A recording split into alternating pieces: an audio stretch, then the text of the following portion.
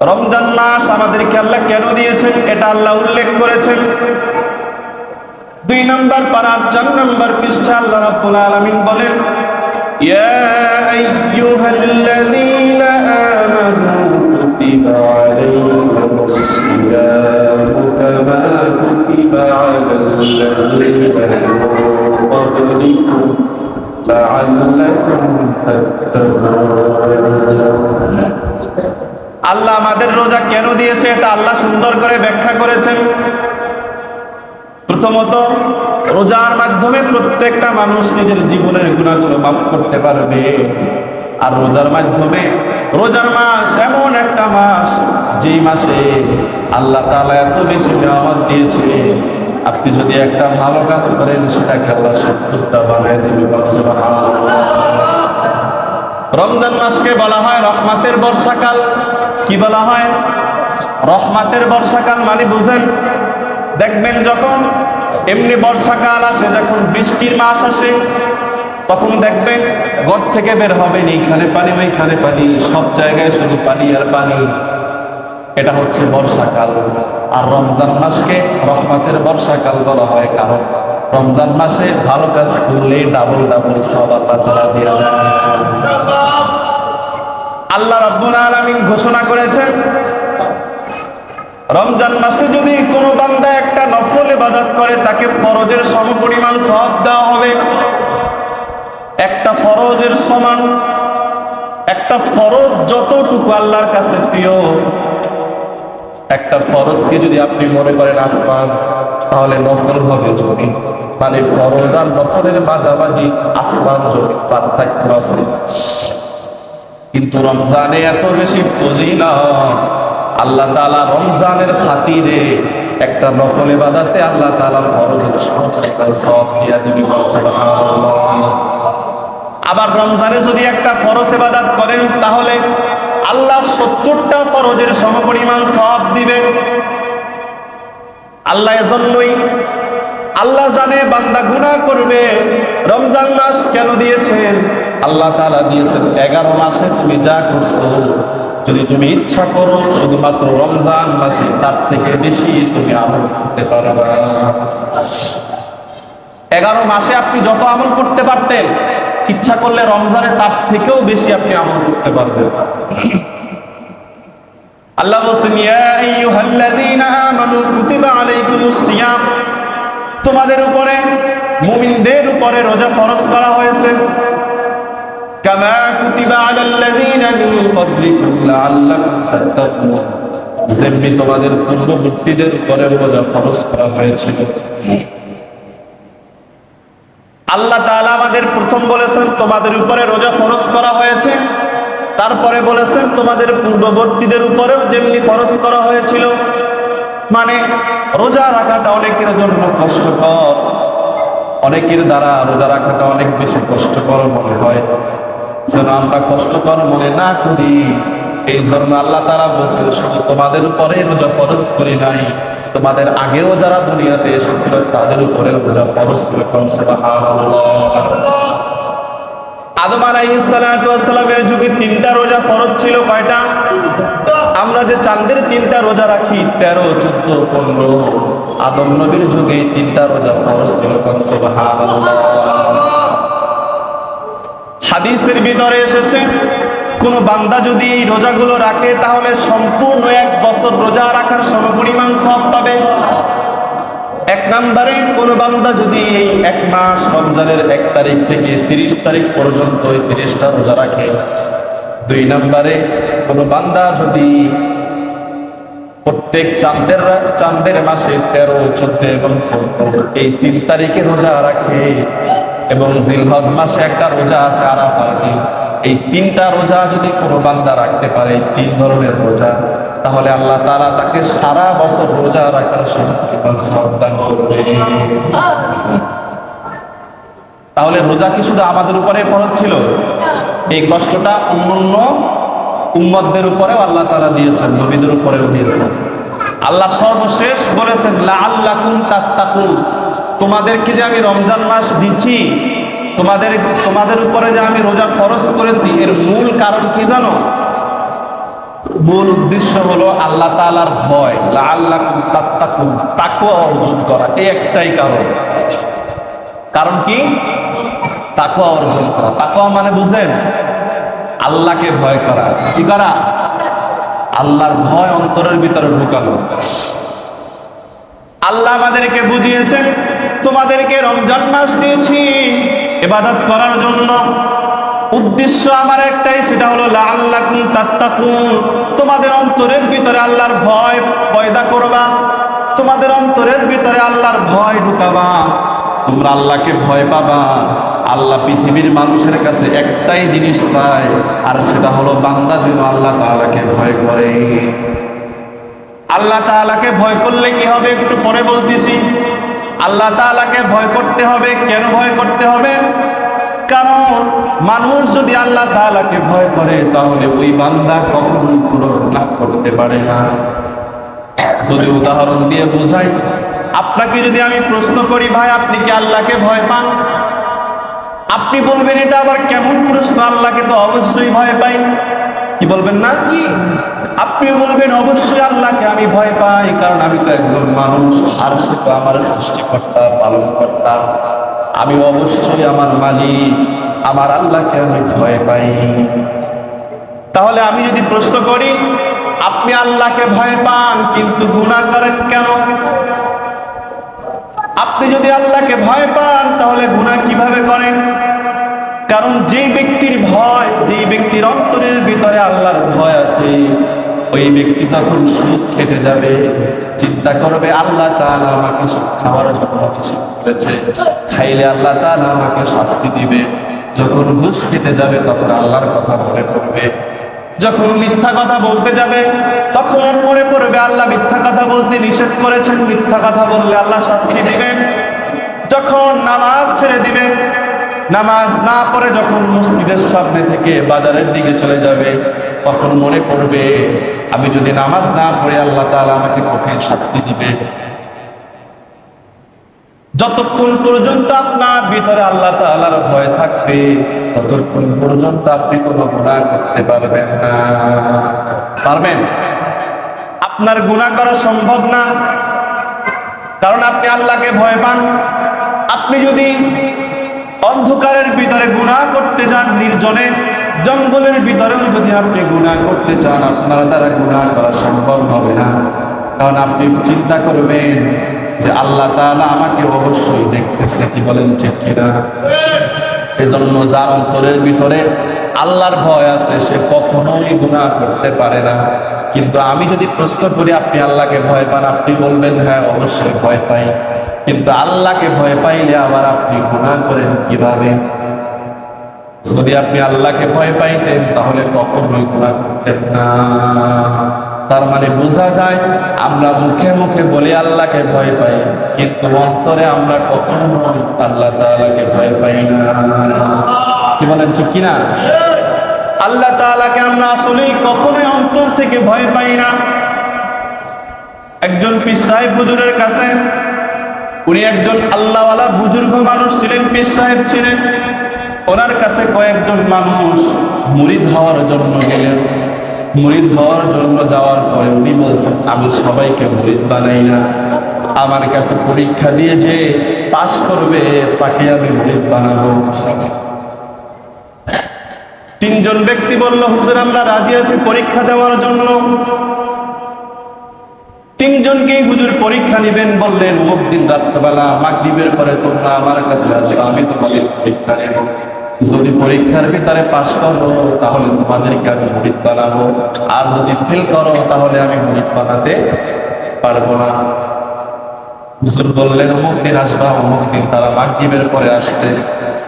হুজুর তিনজনের কাছে তিনটা কবুতর দিলেন। কি দিলেন? কবুতর দিলেন। বলল তোমরা অমুক দিন, আজ থেকে 3 দিন পর তোমরা আমার কাছে কবুতরগুলো জবাই করে তারপরে রান্না করে আমার কাছে নিয়ে আসবা, কিন্তু একটা শর্ত আছে, এই কবুতর যে জবাই করবা এটা যেন পৃথিবীর কোনো মানুষ না দেখে, কেহ যেন না দেখে। শর্ত কি? এই কবুতর যে জবাই করবা পৃথিবীর কেহ যেন না দেখে, কেউ যেন না দেখে। মনে মনে তিনজনই চিন্তা করলো এটা তো খুব সহজ ব্যাপার। এটা কি সহজ ব্যাপার? তিনজন চলে গেল।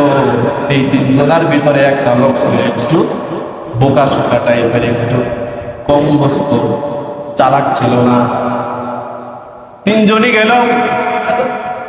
যেদিন আসার সময় হলো তিনজন চলে আসলো। দুইজন কবুতর জবাই করে রান্না করে নিয়ে আসলো। আর একজনের হাতে আস্ত কবুতর, জ্যান্ত কবুতর তিনি জবাই করলেন না, রান্না করা তো দূরে থাক তিনি জবাই করলেন না। তিনজনকে বসালেন, এরপরে প্রশ্ন করলেন তুমি কখন জবাই করছো? বলল হুজুর আমি আমার রুমের ভিতরে ঢুকে কোনো মানুষ যখন সেগুলো তখন জবাই করেছি, কেউ দেখে না। আর একজনকে বললো তুমি কখন জবাই করছো? বলে আমি রাত্রবেলা যখন অন্ধকার ছিল তখন জবাই করছি, পৃথিবীর কেউ দেখে নাই। এবার ওই যে বোকা শোকা লোকটা ছিল তাকে প্রশ্ন করলো তুমি কেন জবাই করো নাই? তারা তো জবাই করে আমার সন্তুষ্টির জন্য তারা রান্না করে নিয়ে আসছে, তুমি তো জবাই করলো না, এই কারণ কি? ওই লোকটা বলল হুজুর আমি যখন আমার রুমের দরজাটা বন্ধ করলাম আমার কবুতরটাকে জবাই করার জন্য, আমি দরজাটা বন্ধ করার পরে আমি যখন জবাই করব এমন সময় আমার মাথার ভিতরে চলে আসলো পৃথিবীর কোনো মানুষ না দেখুন কিন্তু আল্লাহ তাআলা আমাকে দেখতেছে। আমি রাত্রবেলা যখন গভীর হয়ে গেল, সব মানুষগুলো যখন ঘুমিয়ে পড়ল, আমি তখন জবাই করতে গেলাম। কোনো মানুষ নাই, কোনো পশু পাখি নাই, কিন্তু আমার মাথায় একটাই টেনশন, কোনো মানুষ নাই তাতে কি, কিন্তু আল্লাহ তাআলা আমাকে দেখতেছেন। আমি পরের দিন সকালবেলা আমি গভীর জঙ্গলের ভিতরে গেলাম। সেখানে গিয়ে আমি একইভাবে যখন জবাই করব আমার মাথায় শুধু একটাই চিন্তা, পৃথিবীর কেউ না দেখুক কিন্তু আল্লাহ তাআলা আমাকে দেখতেছে। কিন্তু আপনি তো শর্ত দিয়েছিলেন এই কবুতর জবাই করার সময় যেন কেউ না দেখে, কিন্তু পৃথিবীর কেউ না দেখুক, একমাত্র আল্লাহ তাআলা প্রত্যেকটা মানুষকে সব জায়গায় বসে আল্লাহ তাআলা দেখে। কন্যা সুবহানাল্লাহ। হুজুর বললেন তিনজনের ভিতরে তুমি পাস করেছো, তোমাকে আমি আজকে থেকে খলিফা বানাবো, মুরিদ বানাবো, তুমি আমার সঙ্গী হবা, তুমি আমার সাথে থাকবা। এখন এই কথার মূল যে আসল রহস্য ঘটনা সেটা হলো প্রত্যেকটা মানুষ আপনি আমি যেখানে বসে গুনাহ করি পৃথিবীর কোনো মানুষ না দেখলে কে দেখে? আল্লাহ তাআলা দেখে। আর আপনি যখন গুনাহ করবেন, গুনাহ করার আগে যদি আপনার অন্তরের ভিতরে এরকম চিন্তা আসে কেউ তো দেখতেছে না কিন্তু আল্লাহ আমাকে দেখতেছে, এইরকম ভয় এরকম চিন্তা যদি আসে তাহলে মনে করবেন আপনার অন্তরের ভিতরে আল্লাহর ভয় আছে, আপনি মুমিন। আর যদি কোনো ভয় কাজ না করে আপনি চুরি করেন, ডাকাতি করেন, সব গুনাহ করেন কিন্তু কোনো ভয় আসে না, তার মানে মনে করবেন আপনি কখনো মুমিন হতে পারেন নাই। এটাই হচ্ছে আল্লাহর ভয়। এটার নাম কি? তাকওয়া। এই তাকওয়া অর্জন করার জন্যই আল্লাহ তাআলা রমজান মাস দিয়েছে। বুঝতে পারছেন? যখন আপনার ভিতরে এরকম ভয় থাকবে তখন আপনি আপনার দ্বারা কোনো গুনাহ সংগঠিত হবে না, গুনাহ হবে না। কারণ আপনি যেখানেই যাবেন আপনি চিন্তা করবেন কেউ দেখতেছে না, আমি যেদিকে চুরি করতেছি আমার ফ্যামিলির কেউ তো জানে না, ফ্যামিলির কেউ না জানলে কি হয়েছে, আল্লাহ তো দেখতেছে না? আল্লাহ দেখতেছে। আপনি রাত্রবেলা, আপনি দিনের বেলা, রাতের বেলা দরজা বন্ধ করে আপনি নেশা পানি করেন, আপনি গুনাহ করেন, পৃথিবীর কোনো মানুষ দেখে না কিন্তু আল্লাহ তাআলা দেখে। আল্লাহ ইচ্ছা করলে ওই সময় আপনারে ধ্বংস করে দিতে পারত, কিন্তু আল্লাহ আপনারে ধ্বংস করে না। কারণ আল্লাহ তাআলা জানে বান্দা গুনাহ করবে, কিন্তু আল্লাহ তাআলা অপেক্ষায় থাকে গুনাহ করার পরে যদি আল্লাহর কাছে মাফ চায় আল্লাহ সাথে সাথে মাফ করে দিবে। এই জন্য 11টা মাস যত গুনাহ করেছেন আসেন, রমজান মাস যেহেতু চলে এসেছে আমরা এখনই আল্লাহর কাছে তওবা করি, আল্লাহ আমাদের গুনাহগুলো মাফ করে দিবে। আর আমরা তওবা করব, সাথে সাথে আল্লাহর কাছে ওয়াদা করব আল্লাহ এই গুনাহগুলো আর জীবনে আমরা করব না। পারবেন না ইনশাআল্লাহ? যদি ভিতরে ভয় না থাকে, তাকওয়া না থাকে, তাহলে কিন্তু আসলে আপনি একজন ভালো মানুষ কখনোই হতে পারবেন না। আপনি ইবাদত করেও কোনো মজা পাবেন না, আর আপনার ইবাদত আল্লাহর কাছে কবুল হবে না। সাধারণ একটা চোর যদি চুরি করতে যায়, চুরি করতে গিয়ে যদি দেখে সিসি ক্যামেরা আছে, তার মানে চিন্তা করে আমার মনে হয় দেখতেছে ক্যামেরার ভিতরে, ক্যামেরার ভয়েও সে কিন্তু চুরি করে না। কি কন ঠিক কিনা? কারণ সে চিন্তা করবে কি, আমারে এই বিল্ডিং এর মালিক মনে হয় আমারে দেখতেছে, ক্যামেরার ভিতরে মনে হয় আমারে দেখতেছে। কি বলেন, কথা ঠিক কিনা? কিন্তু আপনার মালিক যে আপনার দুই পাশে ক্যামেরা লাগায় রাখছে, এই কথা আপনি চিন্তা করেন না কেন? কিয়ামতের দিন তো আল্লাহ সবার মাঝখানে একবারে ভিডিও সহকারে আপনার গুনাহগুলো তুলে ধরবে। সেই দিন আপনি কই পালাবেন? দুনিয়া যখন অপরাধ করে, আপনাকে যখন শাস্তির মুখোমুখি করা হয়, টাকা পয়সা দিয়া একটু ক্ষমতা থাকলে ওখান থেকে মানে বেঁচে ফেরার সম্ভাবনা আছে। কি আছে না? আছে। আপনি অনেক মানুষ দেখবেন এলাকায় অপরাধ করার পরে তারা এলাকার থেকে দূরে চলে যায়, কিছুদিন পরে মানুষ ভুলে যায়। কি এরকম হয় না? এক জায়গায় অপরাধ করে মনে করেন বিদেশ গেছে, গিয়ে সেখানে একজনের টাকা মাইরা দিয়ে দেশে চলে আসছে। দেশের মানুষ কেউ জানে যে সে টাকা মাইরা দিয়ে আসছে? সবার কাছে সে কিন্তু খুব ভালো মানুষ। কিন্তু মনে রাখবে, এই দুনিয়াতে আপনি এক জায়গা থেকে অন্য জায়গায় গেলে আপনি ভালো মানুষ, কিন্তু কিয়ামতের দিন সব মানুষ আপনার সামনে উপস্থিত থাকবে। আল্লাহ প্রত্যেকটা মানুষের যখন হিসাব নিবেন, সব আত্মীয় স্বজন পরিচিত মানুষগুলো সামনে রেখে এরপরে তার বিচার করবেন। ওই দিন আপনার দুনিয়াতে আপনি মানুষের সামনে তার গুনাহগুলো পেশ করলে, তার গুনাহগুলো মানুষের কাছে প্রকাশ পেলে যে শরম পাইতো, লজ্জা পাইতো, এর থেকে 1000 গুণ বেশি লজ্জা পাবে সেই দিন। এমনকি লজ্জার মাত্রা এত বেশি হবে, সে নিজেকেই বলবে যে আল্লাহ আমাকে জাহান্নামে পাঠায় দাও। এত বেশি লজ্জা থাকতে হবে। এই জন্য এখন থেকে আমাদের একটি পরিবর্তন হতে হবে, আমাদের অন্তরের ভিতরে আল্লাহর ভয় ঢুকাতে হবে। পারবো না ইনশাআল্লাহ? এই রমজান মাসটাই হচ্ছে তাকওয়ার মাস। কিসের মাস? তাকওয়ার মাস। কেমন তাকওয়ার মাস? হযরত ওমর রাদিয়াল্লাহু তাআলা আনহু, আমরা জানি তিনি যখন আমিরুল মুমিনিন ছিলেন, খলিফা ছিলেন, দায়িত্বপ্রাপ্ত ছিলেন, তখন তিনি প্রতিদিন মুসাফিরের বেশে তিনি রাস্তায় বের হতেন মানুষকে পরীক্ষা করার জন্য। একদিন বের হওয়ার পরে অনেক দূরে গেলেন, যাওয়ার পরে দেখলেন একজন রাখাল। তিনি দেখলেন একজন রাখাল কিছু ছাগল চড়াচ্ছেন।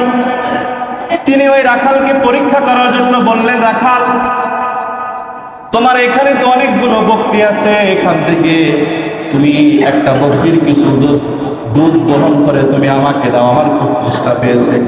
রাখাল বলতেছে, ভাই, সে চিনতে পারে না রাদিয়াল্লাহু তাআলা আনহুকে।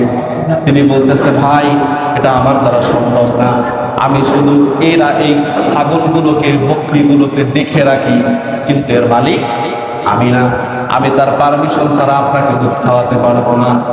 বলে, আমি অনেক তৃষ্ণার্ত, আমার দয়া করে যদি তুমি একটু দুধ দিতা তাহলে ভালো হতো। রাখাল বলে, আমার দ্বারা সম্ভব না। এরপরে ওমর রাদিয়াল্লাহু তাআলা চিন্তা করলো, তার মানে তার ভিতরে একটু ভয় আছে, আর একটু বড় পরীক্ষা করি। এরপরে বলল, তোমার এখান তো অনেকগুলো বকরি, অনেকগুলো ছাগল, তোমাকে আমি কিছু টাকা দিব, তোমার একটা বকরির যতটুকু দাম আছে তার থেকে আমি ডাবল দিব। তুমি আমাকে একটা বকরি দাও, আমরা এখানে জবাই করে, এখানে রান্না করে আমরা খাবো, বা পাশে কোথাও গিয়ে আমরা রান্না করে খাবো, তুমিও খাবা, আমিও খাবো, আবার তুমি টাকাও পাবা।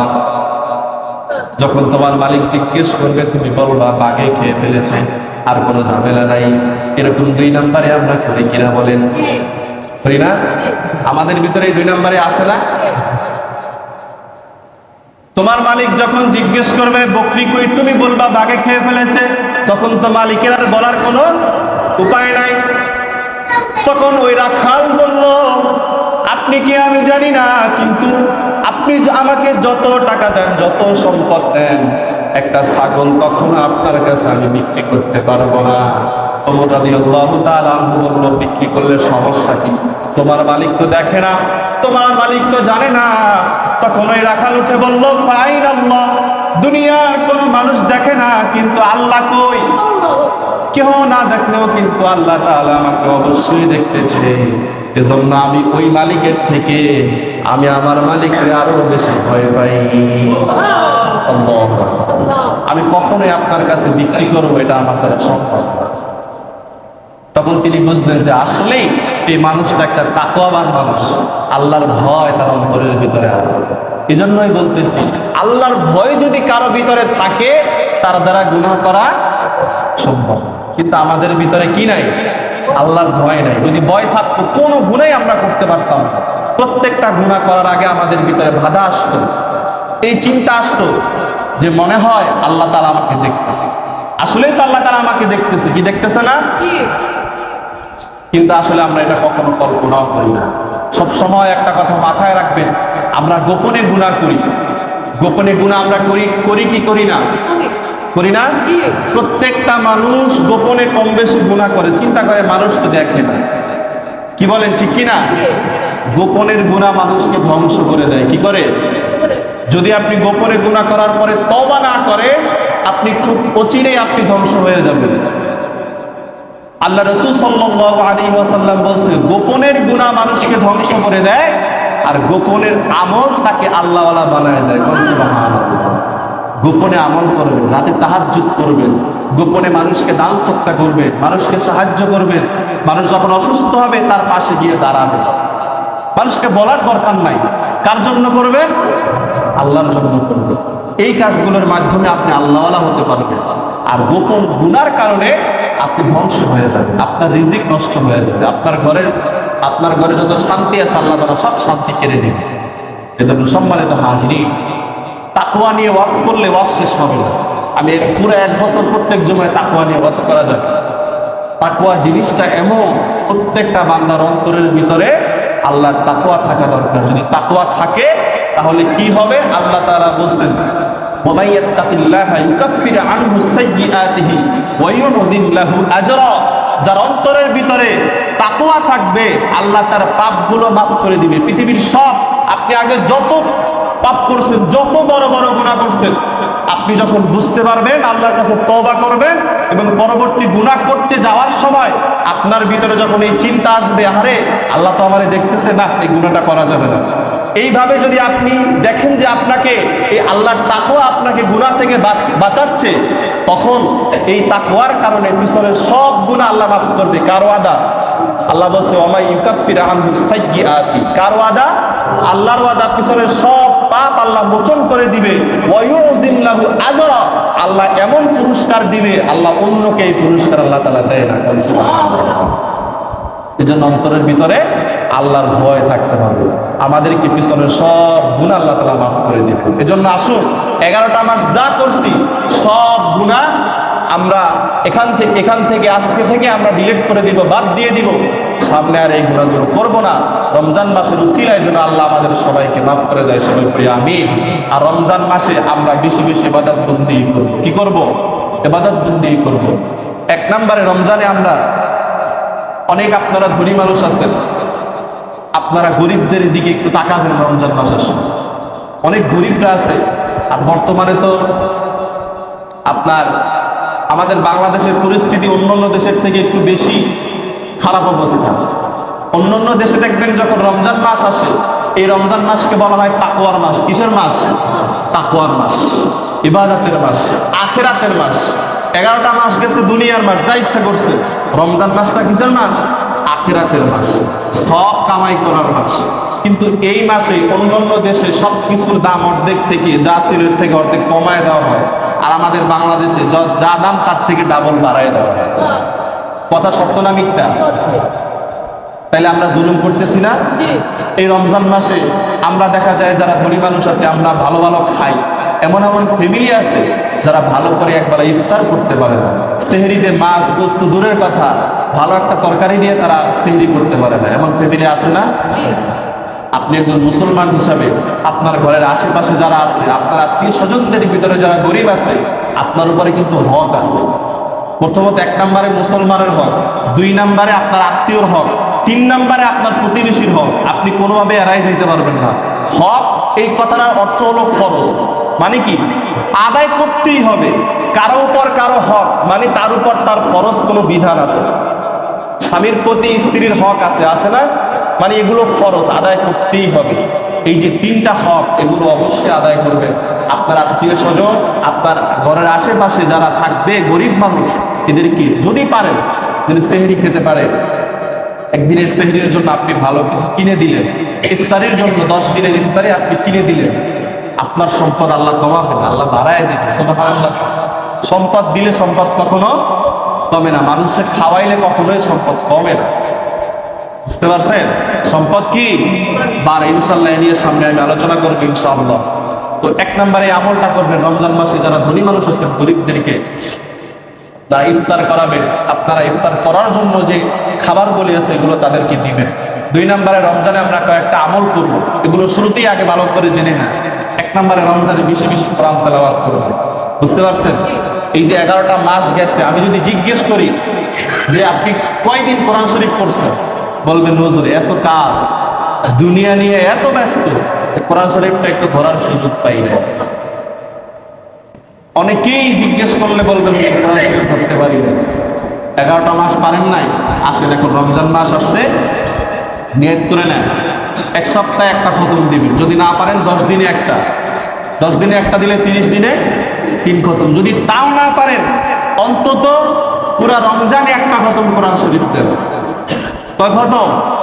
1 খতম করেন। আপনি যদি রমজানে 1 খতম কোরআন তেলাওয়াত করেন তাহলে আপনি কয় খতমের সওয়াব পাবেন জানেন? কত খতম? 70টা খতমের সওয়াব আপনার আমলনামায় ঢুকে যাবে। 70 খতম কোরআন শরীফ তেলাওয়াত করা সহজ কথা? 70 খতম সর্বনিম্ন আল্লাহ তাআলা, কম দিলেও আল্লাহ তাআলা 70 খতমের সওয়াব দিবেন। সুবহানাল্লাহ। এজন্য নিজে কোরআন তেলাওয়াত করবেন, আপনার সন্তান, আপনার স্ত্রী সবাইকে বলবেন রমজানের সবাই কমপক্ষে একটা করে কোরআন খতম দিবেন। আল্লাহ আপনার ঘরে যত অশান্তি আছে আল্লাহ কোরআন তেলাওয়াতের উসিলা আল্লাহ তাআলা দূর করে দেবেন। সুবহানাল্লাহ।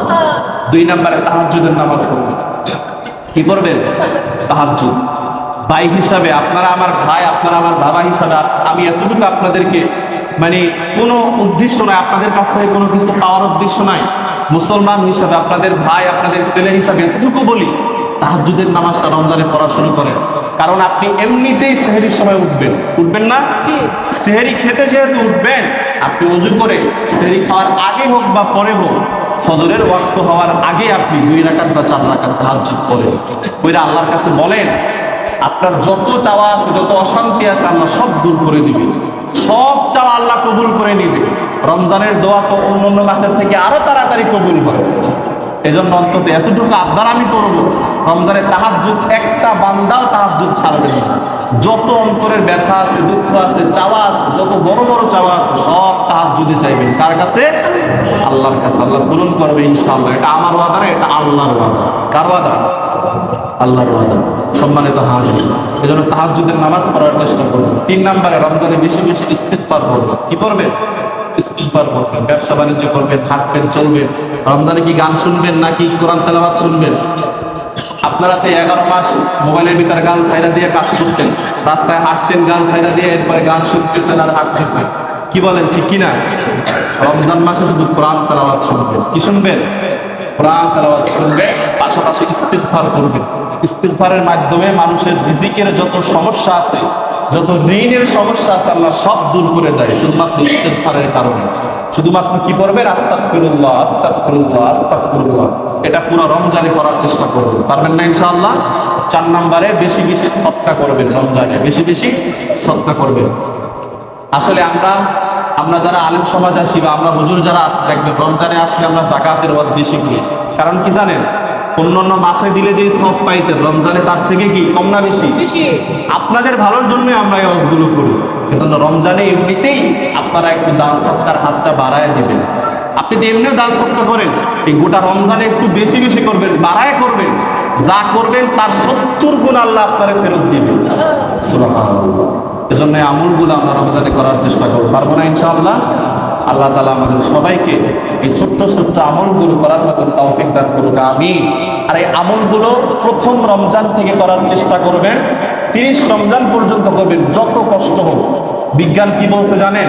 কোনো মানুষ যদি টানা 1 থেকে শুরু করে 21 দিন পর্যন্ত, কতদিন? 21 দিন পর্যন্ত আপনার কোনো নেশা জাতীয় দ্রব্য আপনি যদি ছাড়তে চান, তারা 21 দিন পর্যন্ত যত কষ্ট হোক আপনি এই কাজটা করবেন না, তাহলে এটা আপনি ছেড়ে দিতে পারবেন। কয়দিন? 21 দিন। এটা বিজ্ঞানের কথা। আর আপনি কোনো জিনিস যদি অভ্যাস করতে চান তাহলে টানা 21 দিন আপনি এই কাজটা করবেন, যত কষ্ট হোক আপনি করবেন। সেটা তাহাজ্জুদ হোক, সেটা ইস্তেগফার হোক, সেটা দোয়া দরুদ হোক, যেটাই হোক না কেন, ভালো কাজ আপনি যদি 21 দিন টানা করতে পারেন কষ্ট করে হলেও, 21 দিন পরে আপনার সেটা অভ্যাসে পরিণত হয়ে যাবে। এই জন্য আমরা এই কাজগুলো, ভালো ভালো কাজগুলো, অন্যান্য মাসে তো শয়তান এমনি বেশি আমাদের গুতায়, রমজান মাসে একটু কম গুতায়। তো রমজান মাসে একটু সুযোগ যেহেতু আছে, আমরা ইনশাল্লাহ চেষ্টা করব যে রমজান মাসে ভালো কাজগুলো আমাদের অভ্যাসে পরিণত করার জন্য। রমজানে অভ্যাস হয়ে গেলে বাকি 11 মাস এই রমজানের ঠেলায় চলতে থাকবে ইনশাআল্লাহ। আল্লাহ তাআলা আমাদের সবাইকে বেশি বেশি আমল করার তৌফিক দান করুন। সবাই পড়ি আমিন।